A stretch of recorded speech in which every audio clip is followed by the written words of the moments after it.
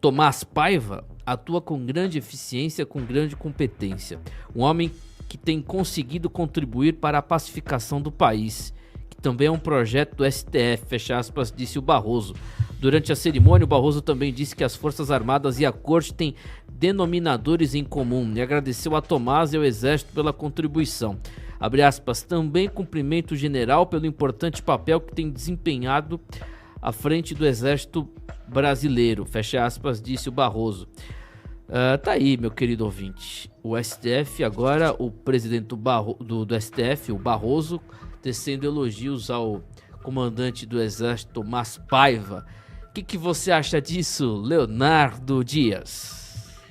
Olha, Timóteo, eu acho que, na verdade, eles não estão mais fazendo questão de esconder o que já era muito óbvio para o bom observador, né? Por exemplo, essa questão envolvendo a relação das Forças Armadas, né, sobretudo do alto escalão do Exército, em relação à esquerda, né?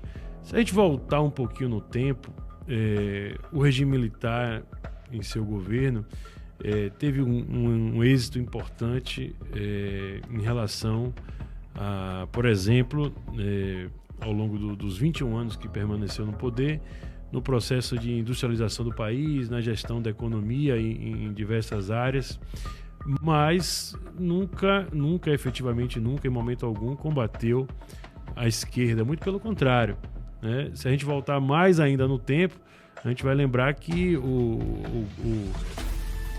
que se consagrou ali como a Revolução, né, de 1964 foi uma resposta que as Forças Armadas deram depois de muito e muito tempo, porque havia um grande clamor popular para que o Brasil não se tornasse mais uma presa do comunismo, né, da ideologia comunista que avançava no mundo inteiro sob a liderança da União Soviética e, no caso aqui da América Latina, sobre a batuta do Fidel Castro, que tinha interesse no Brasil. Então ali houve um clamor popular. Na época a sociedade organizada reagiu, né? E na época a mídia tradicional, por exemplo, não era completamente infiltrada como é hoje. O cristão padrão não era totalmente submisso e totalmente um ignorante em relação ao próprio evangelho como é hoje, que acha que tem que ser realmente um capacho do mal, né? O cidadão reagia, a igreja foi importante naquele momento. Então o Exército deu uma resposta, mas ficou muito tempo no poder, deixou os comunistas se infiltrarem ainda mais nas instituições de modo geral, universidades, a própria igreja, né? Entre outros, se fortalecendo, enquanto perseguiu, na verdade, os conservadores, né? Porque o Olavo conta muito bem essa versão da história, que naturalmente o presidente da República seria o Carlos Lacerda, né? Governador civil do estado da Guanabara, e que tinha um viés conservador, mas foi, na verdade, um dos apoiadores da entre aspas, Revolução de 1964 e se tornou naturalmente um dos seus maiores críticos após, e foi perseguido pelos militares. Ou seja, os militares, na verdade, ajudaram, né, a chegarmos numa situação na qual, depois do próprio regime, os comunistas estavam já dominando hegemonicamente tudo, né, com a força ainda muito maior do que antes do ponto de vista cultural, né? E aí, de lá para cá, os militares sofreram um processo de, ao longo do tempo da nova república, vamos assim dizer, entre aspas, né? Um processo de destruição de reputação, porque já em um outro cenário na qual a mídia já estava completamente aparelhada e os esquerdistas lançaram versões que fizeram com que os militares ficassem com a imagem arranhada sob qualquer visão. Então perderam a credibilidade completamente. Eu me lembro que nós tínhamos as manifestações de 2013 e basicamente existia um grupo ali dos chamados intervencionistas, né, infiltrados ali nos movimentos de direita, mas era um grupo minúsculo, muito pequeno, tímido e sem muito apoio popular, porque os militares não tinham respaldo nem da própria direita.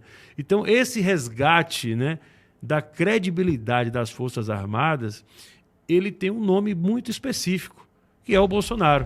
Foi o Bolsonaro que resgatou a credibilidade dos militares porque ele começou a dizer, não, agora é diferente e tal.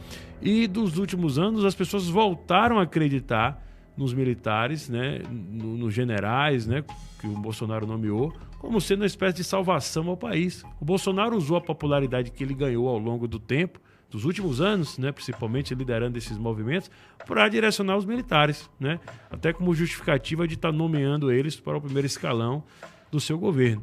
Então ao mesmo tempo, o professor Olavo de Carvalho mostrou diversas vezes que isso não tinha muito sentido, né, porque os militares tinham todo um histórico de submissão à ideologia esquerdista, né, e os poucos generais que tentaram ser diferentes, como foi o caso do general Coutinho, que escreveu uma obra lá meados de 2006, 2003 mais ou menos, baseado até nos escritos do professor Olavo, mostrando como a ideologia esquerdista já permeava a mentalidade dos generais. Ele morreu no ostracismo, né?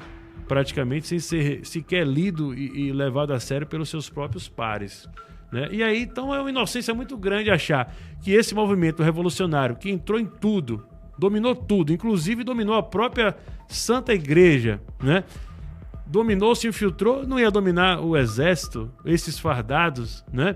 Então, os generais todos melancias, e muita gente não queria acreditar, né? Muita gente só passou a imaginar como se tivesse descoberto a pólvora, ou seja, com muito e muito tempo de atraso, que os militares são verdadeiros traidores da nação, né? Os militares do nosso exército, sobretudo os de alta patente, só porque eles não fizeram depois do revés eleitoral o que eles queriam, quando já era inclusive muito tarde, né, para fazer depois do resultado da eleição consumado. Aí, vamos reagir? Não, quando tinha tempo de reagir, eles ficavam lá acreditando no que os militares estavam os protegendo, né? Então, enfim, acho que é tarde, né, para todo mundo perceber que essa relação é uma relação muito mais próxima do que a gente poderia imaginar, e os fardados, né, de um modo geral, são parte do golpe em vigor no país, onde o crime organizado comanda todas as instituições. Sem sombra de dúvidas. 8 horas e 16 minutos. Muitos acreditaram somente na dor, né? Não foi pelo entendimento. Eduardo Viana, o que você acha?